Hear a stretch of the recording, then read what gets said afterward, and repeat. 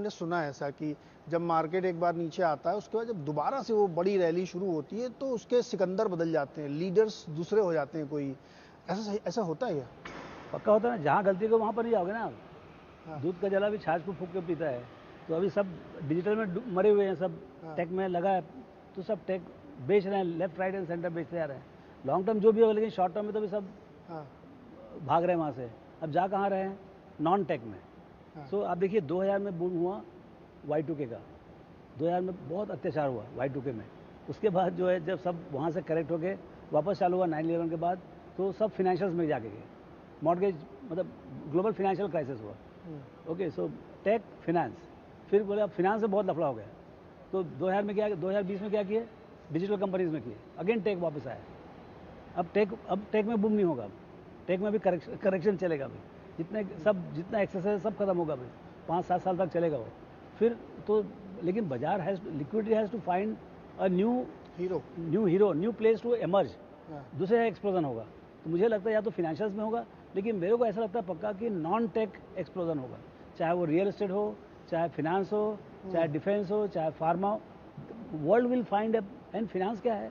Finance बहुत बड़ा है पूरे वर्ल्ड वाइड, मतलब हर तरीके की चीज़ें, उसमें फिनटेक भी है, उसमें बैंक्स भी हैं, NBFCs भी हैं, हाउसिंग फाइनेंस कंपनीज भी हैं, स्पेशलाइज्ड लेंडर्स भी हैं।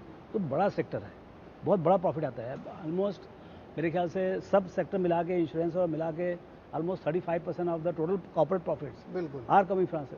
तो यदि आप टेक में ही जा रहे हो तो फिनेंस में एक बड़ा तूफान आ सकता है। पता नहीं बाजार कहाँ किस तरफ मोड़ लेगा, लेकिन वो ये तो क्या पानी की धारा है। यदि आप टेक से बाहर निकल रहे हो तो कोई ना कोई बड़ा सेगमेंट आपको खोजना पड़ेगा जहाँ वो इंक्रीमेंटल लिक्विडिटी जा सके। तो मुझे लगता है it will be non tech. तो ये नया नॉन टेक वाला हीरो दिख रहा है अभी कि ये भाई साहब को पूछिए, इनको ज़्यादा अंदाज होता है। सुनील सर आप बताइए, नया हीरो जो आने वाला है? नया हीरो है ना। First thing is, do you agree with my observation only? But खाली एक ही चीज में मैं डिफर करूंगा भैया। अभी जो डिजिटल है ना, ये हमारे जिंदगी का एक इंटीग्रल पार्ट हो गया है, जो 2000 में नहीं था। 2000 में इट वाज होप, अब वो हो गया इंटीग्रल पार्ट। जैसे अभी नेटफ्लिक्स का रिजल्ट आया, again subscriber numbers have shot up dramatically, क्योंकि हमारे को आदत पड़ गई है, हमारे को अमेजोन से मंगाने की आदत हो गई है, हमारे को डिजिटल में कुछ करने की आदत हो गई। It is become a integral part. और the good thing is stock correction है ना, ब्रूटल रहा है। 10-20% नहीं गिरे, 80-80% गिरे। तो जो 5 साल 7 साल में जो करेक्शन आना था ना, वो 1 साल में ही आ गया। That is what I was trying to highlight, कि जो पहले 2-3-4 साल में होता था ना, आजकल वो 2-3 महीने में हो जाता है। बिकॉज सब ज्ञानी है, सबके पास न्यूज है इंस्टेंट। मानिए आप अभी आपने इंटरव्यू लिया, 15 सेकेंड बाद में सबको हमारे फोटो मिल जाएंगे व्हाट्सएप पे। इतना इंस्टेंस है। तो I think that's why I think that cycles are shortened. तो पहले जो 5-7 साल लगता था, हो सकता है थोड़ा सा कम समय लगे। At the same time mostly है ना, and it applies to us also, वो नया ट्रेंड होने के बाद में पता चलता है ये ट्रेंड अच्छा था। वही ट्रेंड कौन सा?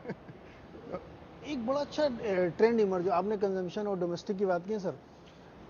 ये जो नेटफ्लिक्स की आप बात कर रहे हैं, जिसका भी बहुत अच्छा सब्सक्रिप्शन 26 लाख नया बढ़ के आया, और अच्छा 2 दिन पहले इन्होंने डराया भी था कि मैं एक नया प्लान लेके आ रहा हूँ, थोड़ा सस्ता वाला है, जो US के लोगों को मिल जाए।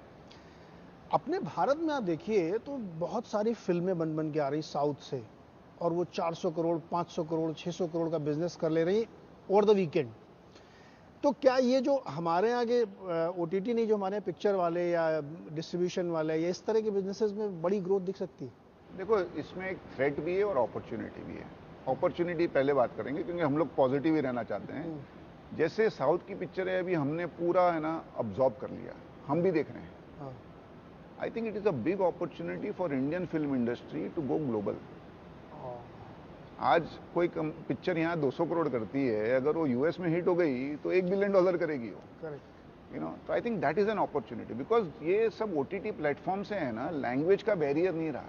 मैं बहुत बार देखता हूँ, बहुत अच्छी लगती है कोई मूवी या कोई सीरीज, पता चलता है स्पेन में बनी है या मैक्सिको में बनी है या नेदरलैंड की मैंने एक सीरीज देखी, बहुत अच्छी थी। तो I think this whole language barrier is gone. आपको डब किया हुआ और इतना अच्छा डब किया हुआ मिलता है, आपको समझ ही नहीं आता। तो I think that is an opportunity. Threat है आपको नए वे में आपको कंज्यूमर तक पहुंचाना पड़ेगा। पहले थिएटर में जाके आप कंज्यूम करते थे, अभी वो महीने 2 महीने में ओटीटी में आ जाती है। तो पहले आप 5 मूवी देखते थे बाहर थिएटर में जाके, हो सकता है अभी आप 1 या 2 ही देखो।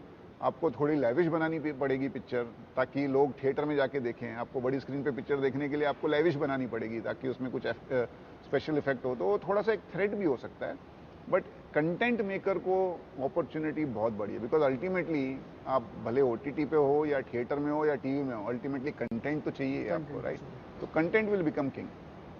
ऐसा तो एक कंटेंट और लोग जानना चाहते हैं, जो दर्शक देख रहे हैं ना, वो उनको हमेशा मन रहता है कि वो अमीर बने, पैसे कमाए, पैसे से पैसा कमाना। अपने ट्रेडिशनली ये बड़ा लैकिंग था कि लोगों को लगता था कि पैसे से पैसा कमाना मतलब सूदखोरी करना है क्या।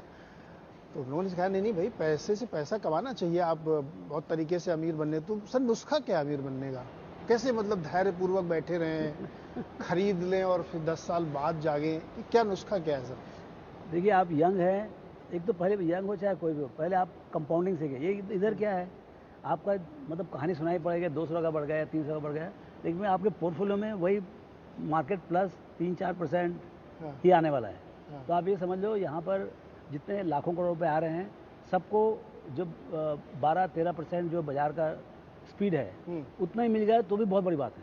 90% people don't get the index return, 90% people, क्योंकि वो गलत टाइम में खरीदते हैं, गलत टाइम में बेचते हैं। तो पहले तो ये है कि आप इंडेक्स रिटर्न के लिए तैयार रहें।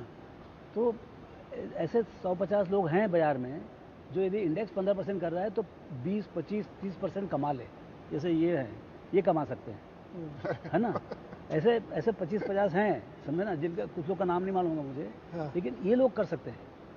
लेकिन हर आदमी के लिए जो लाखों लोग हैं, अब तो हम लोग 10 करोड़ लोगों की बात कर रहे हैं, तो उनको सबको 12-13% ही मिलेगा, ये समझना चाहिए।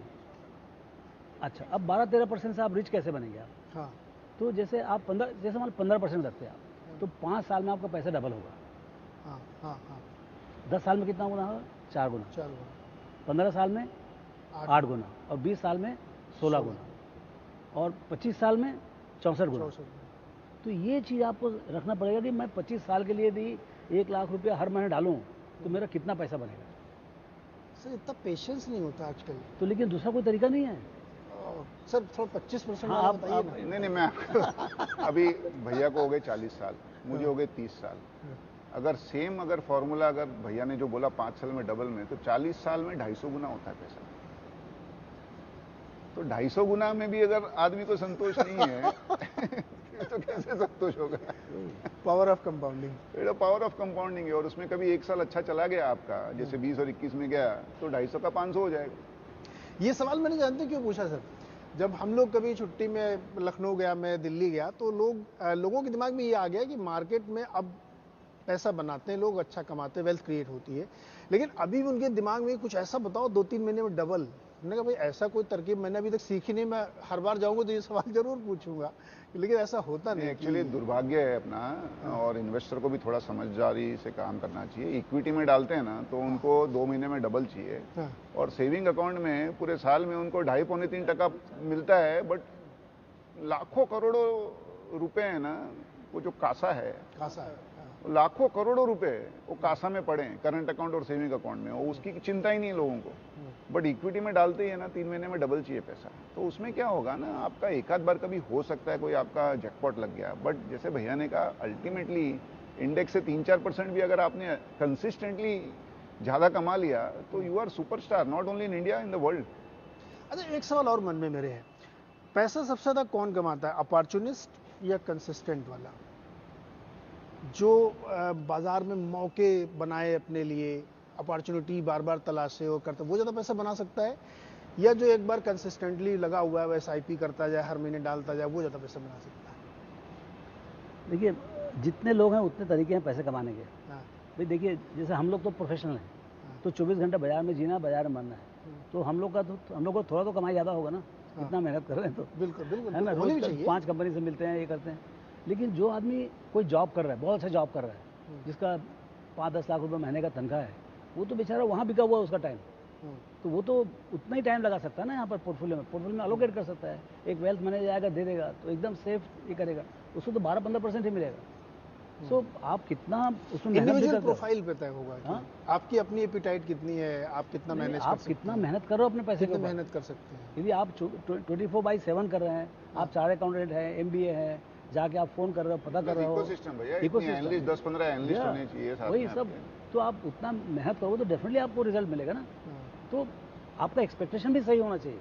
आप जितना मेहनत करो, यदि मैं यदि एक्सपेक्ट करता हूँ मेरे 20% कमाऊँ करके, तो शायद जायज़ है, मेरे मालूम है बहुत डिफिकल्ट है, लेकिन शायद मैं सही एक्सपेक्ट कर रहा हूँ।